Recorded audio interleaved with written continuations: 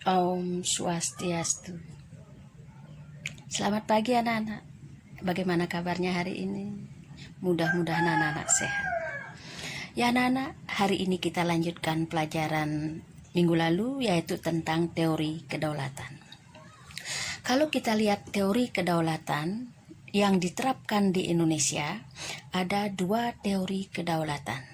Yang pertama adalah teori kedaulatan rakyat, yang kedua adalah teori kedaulatan hukum. Kalau kita lihat teori kedaulatan rakyat, nah itu dasar hukumnya adalah yang pertama sila keempat. Yang kedua adalah pembukaan UUD NRI 1945 alinea keempat. Maka disusunlah kemerdekaan kebangsaan Indonesia itu dalam suatu Undang-Undang Dasar Negara Republik Indonesia yang terbentuk dalam suatu susunan negara Indonesia yang berkedaulatan rakyat. Yang ketiga adalah pasal 1 ayat 2 UUD NRI 1945, yaitu kedaulatan adalah di tangan rakyat dan dilaksanakan menurut Undang-Undang Dasar. Yang keempat adalah penjelasan UUD NRI 1945, yaitu yang tercantum di dalam pokok-pokok pikiran pembukaan UUD 45 yang ketiga, yaitu negara berkedaulatan rakyat berdasar kepada kerakyatan dan perwakilan. Nah, kemudian yang kedua adalah kedaulatan hukum. Kalau kita lihat kedaulatan hukum, nah ini dasar hukumnya adalah yang pertama adalah pasal 1 ayat 3. Negara Indonesia adalah negara hukum. Yang kedua adalah pasal 27 ayat 1 yang bunyinya segala warga negara bersamaan kedudukannya di dalam hukum dan pemerintahan dan wajib menjunjung hukum dan pemerintahan itu dengan tanpa ada kecualinya. Yang ketiga, penjelasan sistem pemerintahan negara, yaitu negara Indonesia berdasar atas hukum atau Rechtsstaat, tidak berdasar atas kekuasaan belaka atau Machtstaat. Nah, tuh, kita lanjutkan sekarang prinsip kedaulatan rakyat. Nah, kalau kita lihat prinsip kedaulatan rakyat, yang pertama adalah negara Indonesia adalah negara kesatuan yang berbentuk republik. Pasal 1 ayat 1. Yang kedua, kedaulatan berada di tangan rakyat dan dilaksanakan menurut Undang-Undang Dasar. Pasal 1 ayat 2. Yang ketiga, negara Indonesia adalah negara hukum. Pasal 1 ayat 3. Yang keempat, Presiden tidak dapat membekukan dan atau membubarkan DPR. Yang kelima, menteri-menteri di negara diangkat dan diberhentikan oleh Presiden. Yang keenam, MPR hanya dapat memberhentikan Presiden dan atau Wakil Presiden dalam masa jabatannya menurut Undang-Undang Dasar. Nah, itu prinsipnya. Nah, kalau kita lihat prinsip negara kedaulatan rakyat, nah ini memiliki hubungan yang erat dengan makna demokrasi. Nah, kalau kita lihat demokrasi ini berasal dari dua kata, yaitu demos dan kratos atau kratein. Demos ini artinya rakyat, kemudian kratein artinya pemerintahan. Nah, kalau kita lihat demokrasi ini artinya pemerintahan rakyat. Nah, kalau kita lihat Abraham Lincoln, nah ini mengatakan bahwa demokrasi itu adalah pemerintahan dari rakyat, oleh rakyat, untuk rakyat. Jadi, dalam negara demokrasi, rakyat yang memiliki kekuasaan untuk mengatur pemerintahan atau kekuasaan ada di tangan rakyat. Hal ini sejalan dengan makna kedaulatan rakyat. Nah, kemudian dalam pelaksanaan demokrasi di Indonesia, nah ini pernah mengalami pasang surut. Hal itu ditandai oleh adanya beberapa istilah demokrasi yang menunjukkan bentuk pelaksanaan sistem pemerintahan demokrasi di suatu negara. Nah, kalau kita lihat di Indonesia, nah ada tokoh yang mengatakan yaitu Budiarjo. Nah, Budiarjo ini mengemukakan sejumlah syarat dasar untuk terselenggaranya pemerintahan yang demokrasi di bawah rule of law. Nah, rule of law itu adalah sebagai berikut. Yang pertama, perlindungan konstitusional. Yang kedua, badan kehakiman yang bebas dan tidak memihak. Yang ketiga, pemilihan umum yang bebas. Yang keempat, kebebasan untuk menyatakan pendapat. Yang kelima, kebebasan untuk berserikat atau berorganisasi dan beroposisi. Yang keenam, pendidikan kewarganegaraan. Nah, itu menurut Budiarjo, yaitu tentang rule of law-nya.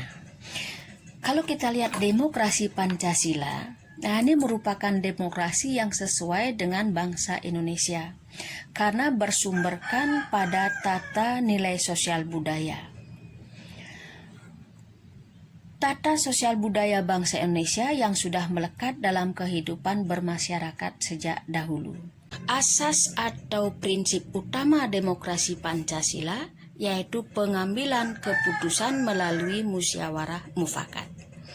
Nah, kalau kita lihat musyawarah, nah ini berarti pembahasan untuk menyatukan pendapat dalam menyelesaikan masalah bersama. Nah, kalau mufakat, nah adalah sesuatu yang telah disetujui sebagai keputusan berdasarkan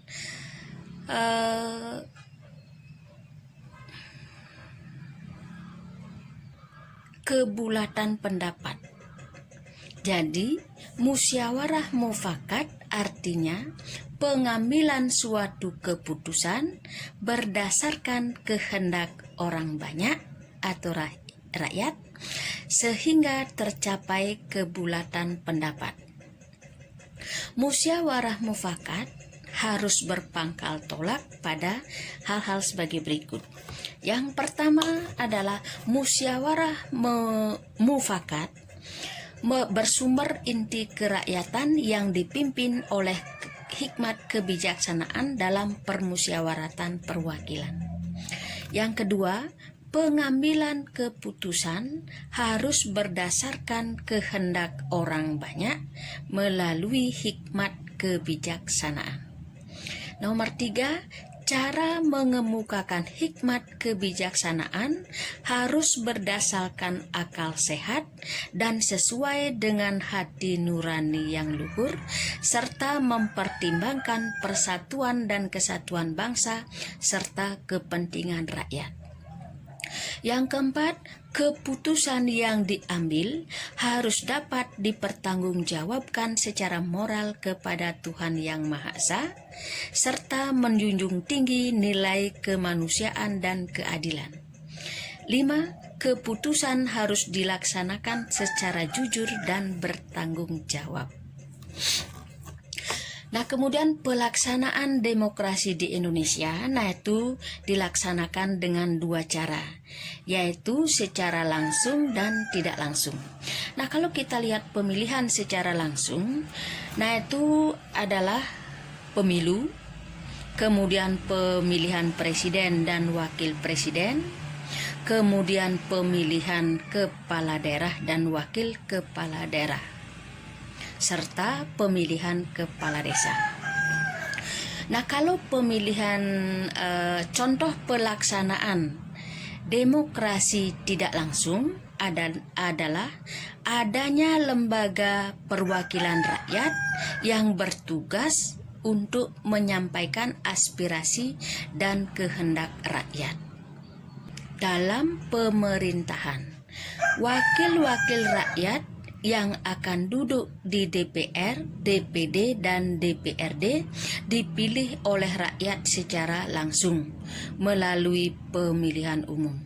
Nah, kalau kita lihat peranan rakyat dalam pelaksanaan demokrasi di Indonesia, nah ini dapat dilihat dari cara berikut. Yang pertama, pengisian keanggotaan MPR. Karena anggota MPR itu adalah anggota DPR dan DPD. Nah, itu pasal 2 ayat 1 UUD 45. Yang kedua, pengisian keanggotaan DPR, pasal 2 ayat 1. Kemudian yang ketiga, pengisian keanggotaan DPD. Nah, itu pasal 22C ayat 1. Kemudian yang keempat adalah pemilihan presiden dan wakil presiden dalam satu paket pasangan secara langsung, yaitu pasal 6A ayat 1. Kemudian yang kelima, pemilihan kepala daerah dan wakil kepala daerah menurut Undang-Undang Nomor 23 tahun 2014. Nah, itu saja anak-anak materi untuk hari ini. Untuk selanjutnya silahkan nanti kerjakan soal yang ibu berikan. Anak-anak juga boleh baca-baca di bukunya. Ya, boleh juga diulangi, lihat video ibu yang tadi. Nah, itu untuk hari ini kita cukupkan sekian anak-anak.